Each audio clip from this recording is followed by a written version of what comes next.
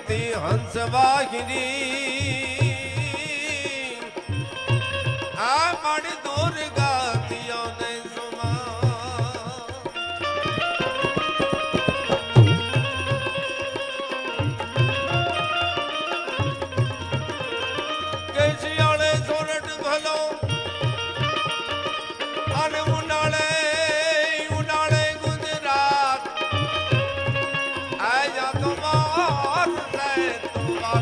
Hello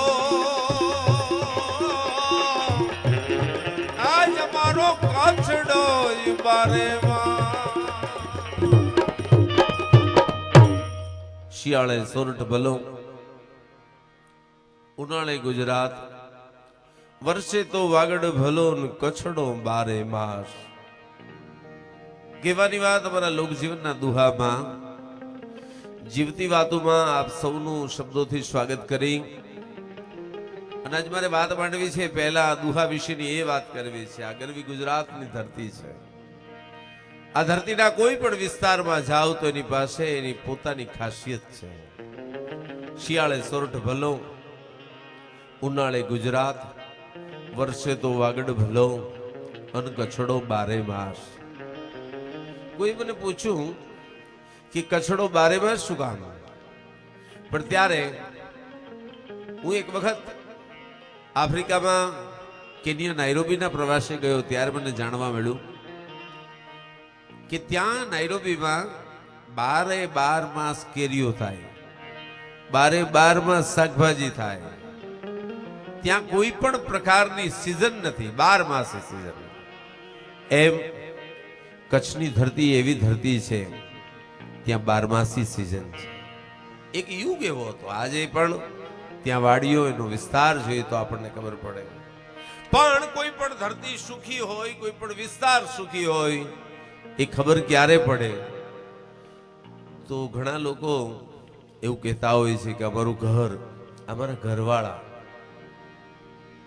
આપણી પાસે જીવતી વાત કરવી છે એટલા માટે થઈ અને મારે અમુક સ્પષ્ટતાઓ કરવી છે આજના યુગની સ્પષ્ટતાઓ કરવી છે લોકો એમ કહે છે વિદ્વાનો એમ કહે છે કે 4 દિવાલનું બનેલું હોય માથે છાપરું હોય એને શું કહેવાય ઘર કહેવાય તો કે ના એને ઘર નો કહેવાય એને મકાન કહેવાય 4 દિવાલ હોય માથે છાપરું હોય છતાં એને ઘર ન કહેવાય એને મકાન કહેવાય પણ 4 દિવાલ હોય માથે છાપરું હોય અને નીચે જીવતા માણસો જો ભેગા થઈને રહેતા હોય તો એને મકાન નહીં એને ઘર કહેવાય બાપ એને ઘર કહેવાય ઘર છે ઈ ઘરવાળો અને ઘરવાળીથી રોડું લાગતું હોય એકલો ઘરવાળો હારો ન લાગે ને એકલી ઘરવાળી હારી ન લાગે રામચરિતમાનસના રચયિતા તુલસી બાબા તુલસીદાસજી ગોસાઈજી એના માટેની એક વાત તુલસીદાસજીએ જેને રામચરિતમાનસ આપ્યું જેને રામનો અને હનુમાનજીનો સાક્ષાત્કાર થયો એવો વિદ્વાન એવા જ્ઞાની એવા જ્ઞાતા તુલસીદાસજી લગ્ન થયા પછી પોતાની પત્ની રત્ના છે એના મોહમાં આંધળા થઈ ગયા રત્ના તારા સિવાય હું જીવી નહીં શકું રત્ના એક ઘડીકી તું છેટી ન જતી એક સમય એવો આવ્યો મા બાપ એમની દીકરીને લેવા માટે આવ્યા એટલે રત્ના છે પોતાના પિયરમાં ગઈ પણ પિયરમાં ગઈ એટલે અહીંયા તુલસીદાસજી એકલતાને વેઠી ન શક્યા એટલે તુલસીદાસ એને એમ થયું રત્ના વિના રહેવાશે નહીં એટલે વાહીને વાહે દોટ મૂકી હડી કાઢતો ભાગ્યો અને જ્યાં પિયરમાં જઈને હજી તો અહીંયા રોકાણી હતી ત્યાં સીધો ભોગી ગયો વચ્ચે આડી નદીઓ પડી એ નદીઓ એને રોકી ન શકી નદીઓનો પ્રવાહ પણ તાણી ન શક્યો કારણ કે મોહમાં આંધળો થયેલો માણસ હોય પ્રેમમાં આંધળો થયેલો માણસ હોય એને પ્રેમ જ તાણી જતું હોય પછી એને નદીઓના પાણી કે વેણ તાણી ન શકે બાપ તાણી ન શકે જઈ અને પહોંચી ગયો રત્નાને કહે છે રત્ના હું તારા સિવાય જીવી નહીં શકું મને ઘડી કે તારા વિના નહીં હાલે એટલે હું પાછળ ને પાછળ આવ્યો છું રત્ના બહુ સુંદર મજાનો જવાબ આપે છે રત્ના કહે છે કે હું થોડાક દિવસ અહીંયા આવી એમાં શું હતું કે ના રત્ના હું તારા વગર એક ઘડી કે જીવી શકું એમ નથી રત્ના એક સુંદર મજાનો દોહરો કહે છે તુલસીને કે સાંભળો તુલસી હાડ ચામકી દેહ મમ તાપ રહેસી પ્રીતિ આ તો હાડકા અને ચામડાનો બનેલો દેહ છે, એના ઉપર તમને આટલી બધી પ્રીતિ છે? હાડ ચામ કી દેહ મમ તાપ રહે એસી પ્રીતિ. હાડકા અને ચામડાના બનેલા દેહ ઉપર તમને તુલસી આટલો બધો પ્રેમ છે? તસુ લાગી જો રામ પર મિટત હોત ભવ ભીતિ. અમારા હાડકા અને ચામડાના દેહ ઉપર તમને જેટલી પ્રીતિ છે ને, એ પ્રીતિનો એક તસુભાર પ્રીતિ પણ જો રામમાં લાગી જાય ને તો બેડો પાર થઈ જાય. અને સાહેબ તે દિવસે તુલસીના એક દુહાથી વિંધાય, રત્નાના એક દુહાથી વિંધાય અને તુલસી એમ કહેવાય છે કે નીકળી ગયા. અને તુલસીદાસજી રામ નામનો આશરો લીધો અને મને તમને રામચરિત માનસ આપી છે. આ કહેવાની વાત કે તમે રે હરણીને આપ્યું માર પાર દી, એ વાગ્યા છે કાંઈ શબ્દ નાઈ, એ બાણ શબ્દના બાણથી જે વિંધાઈ ગયા હોય. દાંપત્ય જીવન, પતિ પત્ની, પુરુષ અને સ્ત્રી, નર અને નારી, ઘરવાળો ને ઘરવાળી, એની વાત કરવી છે. કેવી હોઈ શકે? એ બંનેની વચ્ચે પ્રેમ તો હોય જ, એ બંનેની વચ્ચે સ્નેહ તો હોય જ, પણ આજ જીવતી વાર્તામાં વાત માંડવી છે એ તો કઈક નોખી ભાતની છે. તોરલે માર્ગ બતાવ્યો જેસલજીને કાળ કાપવાનો, કે કાળ આમ કપાય, હું તને શીખવું છું. વૈદેહીએ સીતાજીએ પોતાની શક્તિનું દર્શન કરાવ્યું રામને, કે તમને વનવાસ થતો હોય તો વનવાસ તો હું વેઠી શકું, હું કઈ ઉતરતી નથી, હું આવી શકીશ. પૃથ્વીરાજ સંયુક્તાની વાત માંડી, પદ્માનિક વીર માંગડાવાળાની વાત માંડવી. આવી આજ જીવતી વાર્તામાં તમને મારે એક એવા દાંપત્ય જીવનની વાત કરવી છે જ્યાં બધાય પુસ્તકો ખોટા પડ્યા છે, જ્યાં કોઈ કવિ એની નોંધ નથી લઈ શક્યો, કોઈ લેખક એની નોંધ નથી લઈ શક્યો. અને છતાંય મારે મને એમ લાગે છે કે કૈલાસમાં બેઠા બેઠા ભગવાન શિવ અને પાર્વતીને પણ જેના દાંપત્ય જીવનની ઈર્ષા થાય, એવા દાંપત્ય જીવનની વાત આજે મારે જીવતી વાતમાં તમારી પાસે માંડવી છે. નાનું એવું ગામ,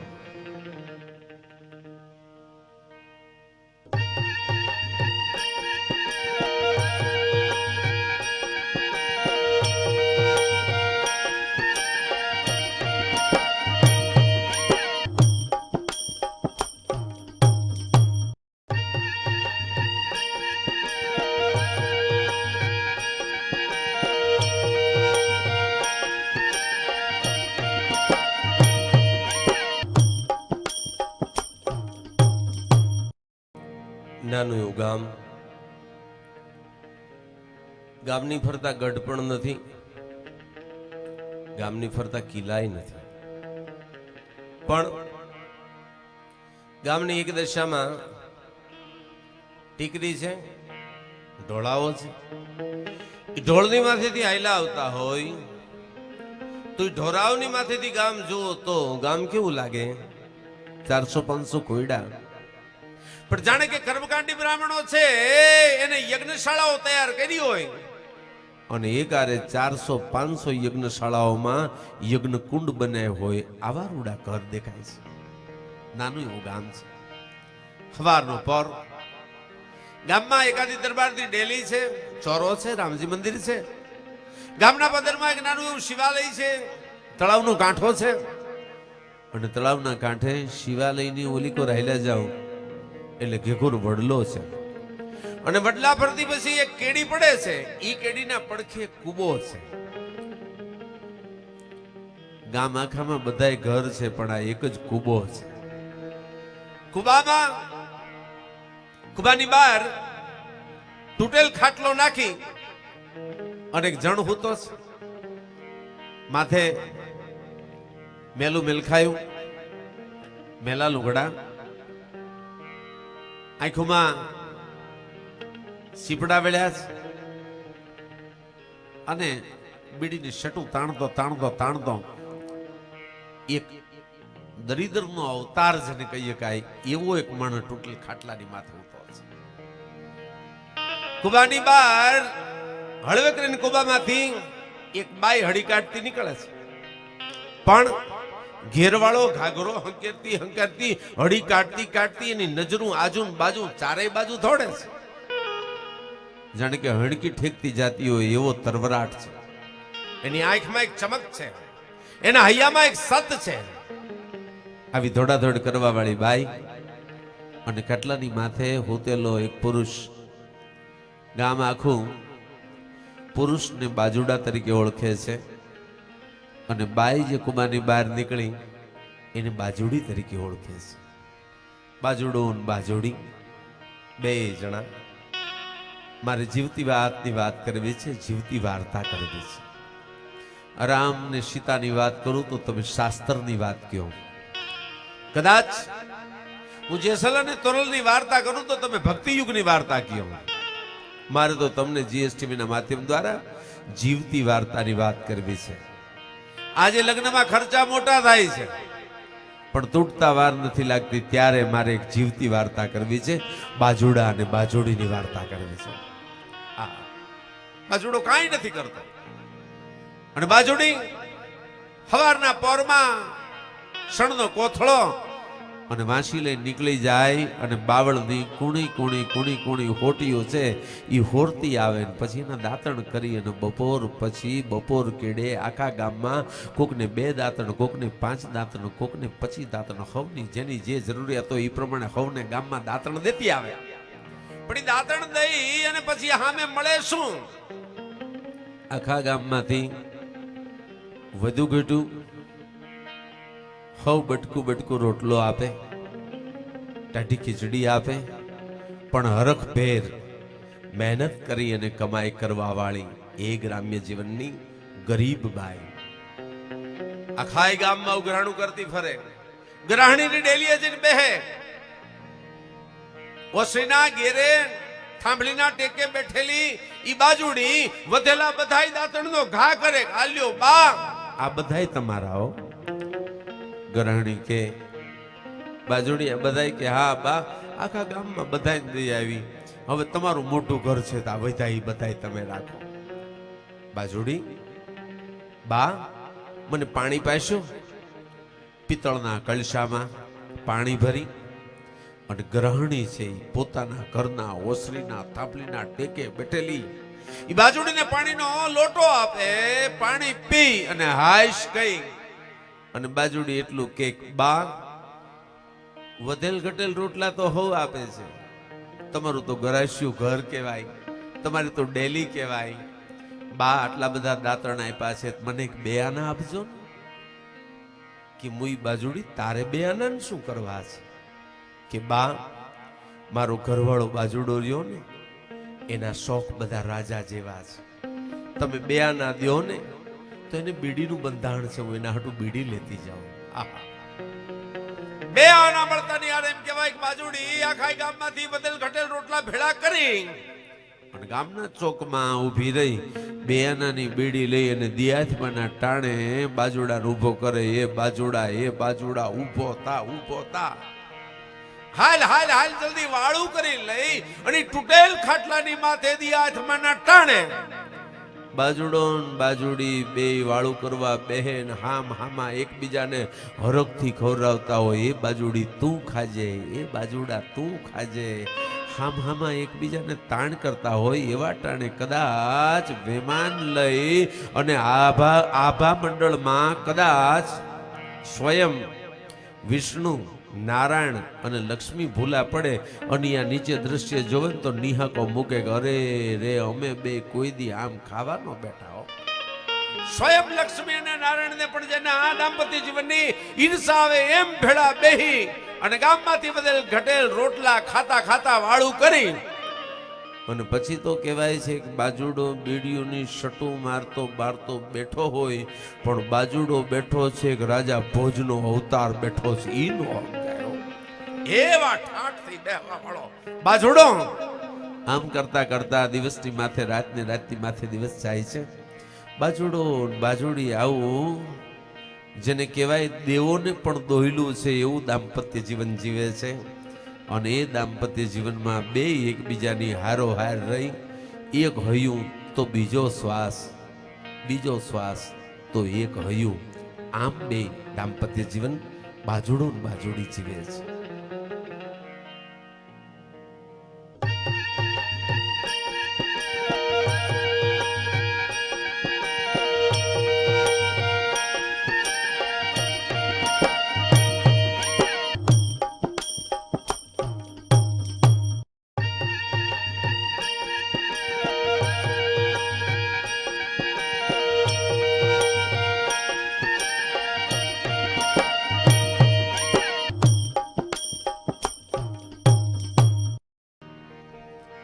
कि प्रेम ने वाचा होत तो जगत जगत जोगी बनी जात है, जा तो हलकीन हिमालय जात रे, अरे रे या तो भगवा पेरिन बुधरा. प्रेम शब्द ઘણીવાર કહી ચૂક્યો છું કે જીવતી વાર્તામાં બાજુડો અને બાજુડી, મનુભાઈ ગઢવી રાજસીતાપુર વાળા આજે આપણી વચ્ચે નથી, પણ આવી અદ્ભુત જીવતી વાર્તાઓ જેને લોકજીવનને આપી છે એવા મનુભાઈની યાદી થાય છે. રાજસીતાપુરના એમના ગામની આ વાત કરી અને આ વાતને સુંદર રીતે મનુભાઈ ગઢવી રજૂ કરતા. બાજુડો અને બાજુડીનો આવો પ્રેમ ગામ આખાને ખબર છે. ગામમાંથી જે કોઈને કામનો નથી એવો બાવળિયો એને હોરવો, કોઈને કામનો નથી એવાને પણ કામે લગાડવો, એ અમારા ગામના માણસોની કોઠા હોય છે. આજની કંપનીઓ કેટલી વાતો કરી અને મને તમને હવારના પોરમાં મોઢામાં ફીણ લાવી દેશે, ત્યારે સાહેબ એ લોકજીવન હતું જે કોઈને કામ નથી એવા બાવળિયાને હોરી હોરી અને ગામને દાતણ અપાતા હતા. એવો બાજુડો ને બાજુડી, મેં કીધું એમ બે પાણીના બે ટીપા છે એ નોખા હોય, બે પાણીના બૂંદ છે એ બે નોખા હોય, પણ બેને જો ભેળા કરી દો તો ખબર ન પડે આમાં બે હતા આ એક જ છે. આવા બે મનખા છે એ ગામની બહાર કુબામાં એક થઈને જીવતા. તો એક દી ધીમે ધીમે ધીમે ધીમે દી ચડવા માંડાણો, સવારનો પર એમાં તડકો પકડાવા માંડાણો અને બરાબર આવતો જાતો જેઠ મહિનો તપી રહ્યો છો. એ જેઠ મહિનાના તડકા તપવાની શરૂઆત થાય, પોતે શણનો કોથળો લીધો, હાથમાં માસી લીધી, દાંતરડું લીધું અને બાજુડી હાલતી થઈ. પણ આજ બાજુડીને મનમાં અચાનક વિચાર આવ્યો, ખાટલાની માથે પડ્યો પડ્યો બાજુડો હૂતો તો એની સામે નજર નોંધીને કીધું, એ બાજુડા, એ બાજુડા, કે હા બાજુડી, હાલ હાલ હાલ, કોક દીક તો એક હળીના બે કટકા કર, હાલ મારી ભેગી, હાલ હાલ મારી ભેળો તું, આજ વગડામાં હાલ, દાંતણ લેવા જાવા છે. પણ મારા સાહેબ બાજુડી કે હાલતો ન થાય તો બાજુડો છે નો ભલા માણસ. ટાંટિયા ઢેડતો ઢેડતો ઉભો થયો, મોર મોર બાજુડી હાલી જાય, વાહે વાહે બાજુડો હાલ્યો જાય. બાજુડાને પાછું દમનું પાહું એટલે બાજુડી વાહે વળે, ઊભી રે, હળવેકને કે એ બાજુડા હળવો હાલજે, ધીમો હાલજે, તને દમનું પાહું, મને તો હું મુઈ પાણકા જેવી, મને કાઈ ન થાય, પણ તને દમનું પાહું, તને જો કઈક થઈ જાય તો હું કેમ જીવું? એ બાજુડા હળવો હાલજે, હળવો હાલજે, ધીમો હાલજે. એમ કરતી કરતી કરતી કરતી બાજુડી બાજુડાને ઠેઠ વગડામાં લઈ ગઈ. બે બાજુ માથા હમણાં થોરની વાડ છે એવા ગામડાના ગાડા માર્ગમાંથી હળવા હળવા હળવા બારા નીકળી અને ખેતરો ચાલુ થયા, વગડો ચાલુ થયો, કોઈ દેખાતું નથી. અને બરાબર જેઠ મહિનાનો તાપ તપ્યો છે. એ આખે આખો જેઠ તપી ગયા પછી અહાડની એલિયો ચાલુ થાય એના પેલી જાણે કે આ બાજુડો ને બાજુડી વગડામાં બે એકલા ભૂલા પડ્યા છે. એ જાણે વરસાદને ગમ્યું ન હોય એમ મંડાણા છાંટા થાવા હો, ધીમા ધીમા ધીમા વાદળા મંડાણા ચડવા. પવન મંડાણો ફૂંકાવા, પણ ત્યાં તો બાજુડીની માથે વીજળી પડી. ઓય ઓય ઓય ઓય હર હર હર. એ બાજુડા તું કોઈ દી નો આવ્યો ને આજ મેં તને ભેળો લીધો. એવા ટાણે વરસાદ થશે ને વરસાદમાં તું પલણીશ, તને દમનું પાહું અને હર હર તને કાંઈક થઈ જાય તો મારું કોણ, મારું શું થાય? એ બાજુડા તું પલળતો નહીં. ધીમા ધીમા ધીમા ધીમા ધીમા ધીમા ફોરા પડી રહ્યા છે વરસાદના. બાજુડીએ બાજુડાનો હાથ પકડ્યો. હાથ પકડી અને નાના છોકરાને લાવે એમ કેવા મંડાણી, આ થોરની વાડ નીચે તું બેહી જા. નીચે બેહાડ્યો. બાજુડો ઉભડક પગે બેહી ગયો અને બેઠા પછી બાજુડીએ એના હાથમાં, બે હાથમાં શણનો કોથળો લીધો તો એનું બાજુડાની માથે છતર કરીને ઊભી રહી ગયો. બાજુડા, હવે હું પલળું ને એનો વાંધો નહીં, પણ તું નો પલળવો જોઈએ. તને દમનું પાહું, તને કાંઈક થઈ જાય તો હું ન જીવી શકું. માથે શણના કોથળાનું છતર કરી અને બાજુડી ઊભી બાજુડાને કહે છે. બાજુડો ઉભડક પગે બેઠો બેઠો એની બંડીની ખિસ્સામાંથી બીડી કાઢી અને બીડી હળગાવી અને એક શટ મારી અને બાજુડીને કહે છે, બાજુડી, આ વગડામાં કોઈ નથી જોતું, તું કોથળા હેઠે આવતી રહે ને. બાજુડી ચારે બાજુ નજર કરે છે, શરમ, ભઠપ અને પછી બીજો કોઈ આધાર નથી, કરે શું? એટલે પહેલી વખત બાજુડાએ કીધું અને બાજુડી એની પડખે આવીને બેહી ગઈ. શણનો કોથળો બે જણાએ ઓઢી લીધો છે. માથે માથોડું થોરની વાડ છે. વરસાદના છાંટા પડી રહ્યા છે. ધીમા ધીમા ધીમા ધીમા વરસાદ વરસી રહ્યો છે. બાજુડો બીડીની શટ મારી રહ્યો છે અને બીડીની શટ મારી અને ધુમાડા ઉડાડતો બાજુડો બાજુડીને કહે છે, હે બાજુડી. બાજુડી કહે છે, હે બાજુડા, હે બાજુડી, હે બાજુડા, આવા વગડામાં, આવા વરસાદમાં જેની પાસે ફાટેલ કોથળાય નહીં હોય એનું શું થતું હશે? હા હા, ફાટેલ કોથળાય જેની પાસે નહીં હોય એને આ વરસાદમાં બચવા માટેના રસ્તા શું હશે?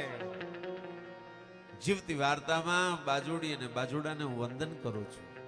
અમારા ગામડા દાંપત્ય જીવનને હું અભિનંદન કરું છું, વંદન કરું છું ચારણ તરીકે કે સાહેબ વગડામાં બેઠા હોય, માથે બે વરહતો હોય અને બેયે કોથળો ઓઢી લીધો હોય, પછી જેની પાસે કોથળો ન હોય એની ચિંતા કરતા હોય ને, એવા અમારા બાજુડા અને બાજુડીના દાંપત્ય જીવનને હું 100 સલામ કરું છું, 100 સલામ કરું છું. સાહેબ, બેંકોના એકાઉન્ટ હાંફતા હોય, પ્રોપર્ટીઓના પાર ન હોય, ઘરેણાથી બાયો છે એ દટાઈ મરી હોય, તોય દાંપત્ય જીવનમાં એકબીજાને જો પ્રેમ ન હોય, ત્યારે અમારું આ દાંપત્ય જીવન જીવાઈ રહેલું એ બાજુડી અને બાજુડાની આ વાત મને ઘણી વખત એવું લાગે છે કે રામ અને સીતાની વાત મંડાય, કૃષ્ણ અને એમની પટરાણીઓની વાત મંડાય, એના કરતાં પણ હવાઈ મુઠ્ઠી પર ચડિયાતી એવી આ જીવતી વાર્તા છે. ત્યારે એ જીવતી વાર્તામાં અને ત્યારે અમારા કવિઓ એમ કહે છે, શું કહે છે કે પ્રેમ ને વાચા હોત તો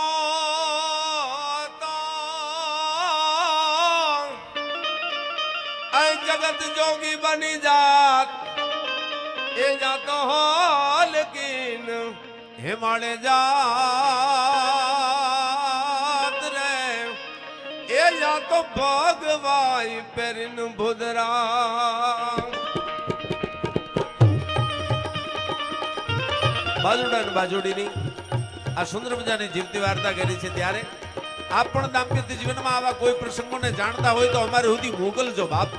અમારે તો આવી વાતો માંડવી છે, કારણ સમય અને સંજોગ માગી રહ્યા છે, ઇતિહાસ કરવટ બદલી રહ્યો છે. ત્યારે આજના યુગને ચાલો આપણી પરંપરાની વાતોને આપણે પણ જોડે જોડે એને જોડતા જઈએ. ત્યારે આવી જીવતી વાર્તા કરતા કરતા અષાઢ ચાર